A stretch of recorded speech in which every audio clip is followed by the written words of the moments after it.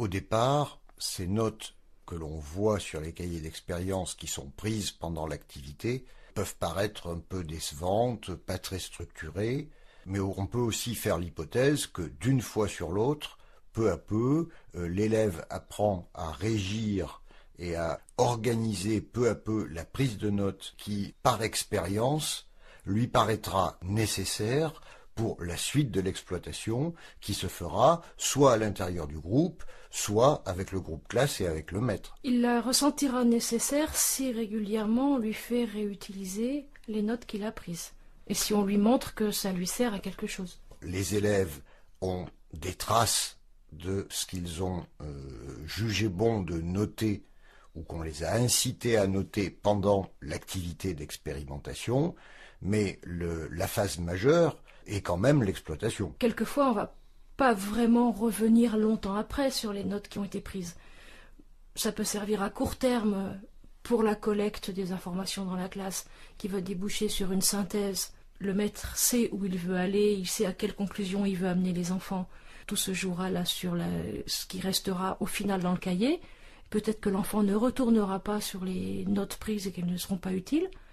Par contre, à d'autres moments, ça peut être intéressant de pouvoir retourner sur le cahier pour voir de quelle façon les idées qu'ils se font d'un sujet évoluent au fur et à mesure de la scolarité.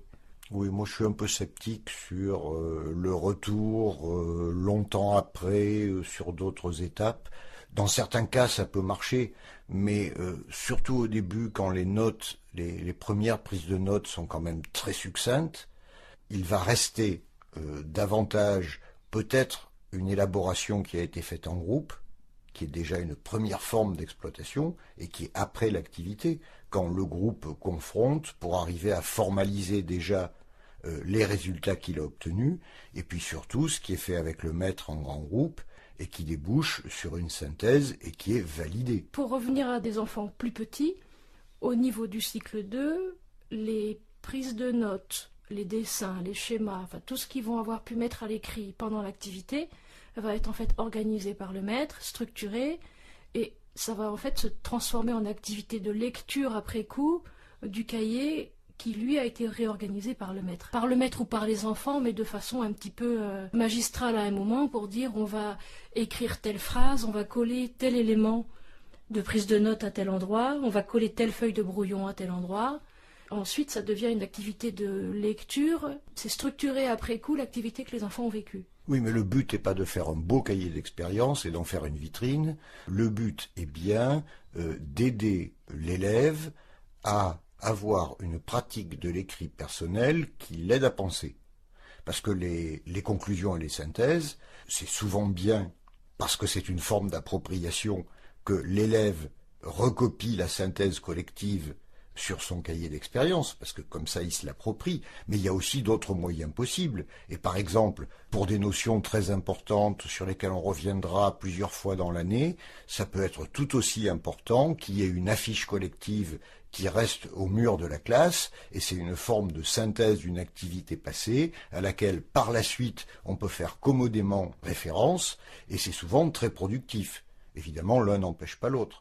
Mais le cahier d'expérience n'est pas le seul endroit où va se trouver la synthèse validée.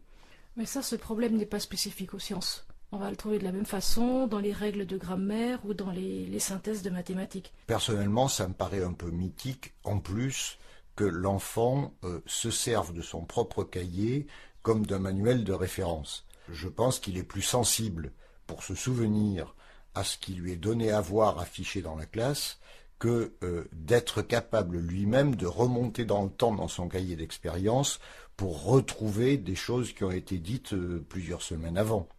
Sauf si on se refait un petit mémento, comme on fait les cahiers de règles en conjugaison, ou Oui, c'est ça, c'est à ce moment-là, c'est la rédaction d'un mémento en fin de période. Remettre sur un petit calepin quelles sont les choses que j'ai apprises. C'est un rôle possible, mais qui suppose à ce moment-là une intervention forte du maître, qui aide à une structuration spécifique de cette partie du cahier d'expérience s'il veut lui faire jouer ce rôle-là. Il doit parvenir à faire cette partie du cahier d'expérience par les élèves de manière suffisamment formalisée pour que eux-mêmes puissent facilement la consulter quand ils en ont besoin. Ça devient un exercice de structuration et de formulation qui n'est pas inintéressant, mais qui ne se fait pas forcément, dans tous les cas, sur le cahier d'expérience. Oui, surtout que là, tel que j'envisage les choses, là c'est le classeur en fait. On a tout un tas de supports, donc on a des classeurs qu'on va réorganiser, et il y a peut-être un moment où on va garder simplement la synthèse et faire un dossier que l'enfant gardera à part avec toute l'histoire qui a amené à cette synthèse. Là encore, le but n'est pas nécessairement de garder une trace historique ou une vitrine de l'activité. L'intérêt, c'est de conserver ou de faire hiérarchiser ou de faire organiser a posteriori ce qui est utile pour progresser. Le cahier ne se fait pas pour le plaisir de faire un cahier. Si on veut qu'il s'y retrouve et que ça lui serve, il faut le gérer un minimum pour que l'enfant y retrouve les éléments dont il a besoin. Bien souvent, pour les parents, le cahier est le reflet de ce que l'enfant a fait en classe. Pour un certain nombre d'inspecteurs également, le cahier est le reflet de ce qui a été vu, étudié par le maître. Et le cahier aussi est un des premiers éléments regardés par un collègue remplaçant qui vient en classe, qui va démarrer une séance sur un sujet donné et qui demande « montrez-moi vos cahiers ». Et pourtant, on peut imaginer un cahier qui n'est pas une représentation fidèle de ce qui s'est vraiment passé en classe. Parce que beaucoup de choses importantes qui se passent en classe n'ont pas nécessairement des traces interprétables sur le cahier. C'est peut-être même le contraire. Je crois même que dans certaines classes, moins il y en a sur le cahier, moins les enfants ont été en position de copier, d'écrire, d'être des scripts toute la journée, et plus on aura réservé du temps pour des actions, des échanges verbaux, des travaux de groupe, de l'écrit sur d'autres supports, des affiches ou des tableaux, ou des actions tout simplement, des actions, des réflexions. Je pense à la géométrie qui demande un travail dans l'espace. Rendre compte d'une séance de géométrie sur un cahier, c'est bien difficile, alors que les petits cubes construits par les enfants sont la trace d'un travail qu'on ne peut pas ramener à la maison parce que ce sera écrasé dans le cartable. Le cahier n'est pas le reflet de ce qui s'est fait en classe, ni des différentes phases, et on ne peut pas non plus mettre une proportion entre la quantité d'écrits sur un domaine et le temps passé à ce domaine. Mais ça demande une explication aux parents. Ça demande à ce qu'il soit précisé en début d'année la fonction de ce cahier, cette fonction de moteur, de réflexion, de mémoire, mais pas la fonction de cahier journal en fait, ni de carnet intime. Oui, il me semble quand même que l'objectif numéro 1 en matière d'orthographe, c'est de faire prendre le réflexe que c'est quand même plus facile d'écrire d'emblée correctement quand on a le mot sous les yeux ou qu'on sait facilement où aller le copier. Parce que corriger, c'est très bien, mais c'est quand même mieux si ça devient un automatisme de se débrouiller pour d'emblée écrire correctement les mots qui sont à votre disposition parce qu'ils sont écrits au tableau, parce qu'ils sont écrits 3 lignes plus haut, plutôt que d'aller inventer une orthographe divagante. Mais en fait, inventer, on en est déjà content. Quand au CE1, ils inventent une orthographe, c'est qu'ils ont compris comment fonctionne la langue et qu'ils commencent à pouvoir écrire des mots. Donc c'est vrai que ça va dépendre du niveau d'apprentissage de la lecture et puis du niveau de compréhension de ce que c'est que l'écrit. C'est vrai que quand les enfants commencent à dire comment je l'écris, plutôt que d'écrire tel qu'ils ont compris avec une décomposition consonne-voyelle, c'est déjà un progrès. C'est qu'ils ont idée que tout ne s'écrirait pas systématiquement de la façon dont ils l'entendent ou dont ils pensent l'entendre. Après, la réponse du maître, ça peut être « Où est-ce que tu as déjà vu ce mot ? Est-ce que tu l'as déjà vu ? Est-ce que tu as une idée de l'endroit où tu peux le trouver ?» Mais ça prend du temps. Et quelquefois, pendant l'expérimentation, c'est pas non plus le moment. Donc tout ça, ça relève de choix qu'on fait un moment et qu'on fait différemment un peu plus loin. Mais n'empêche que les parents n'aiment pas beaucoup voir les cahiers revenir à la maison avec un certain nombre de fautes d'orthographe qu'ils ne considèrent pas comme des petites erreurs ou comme des fautes d'inattention.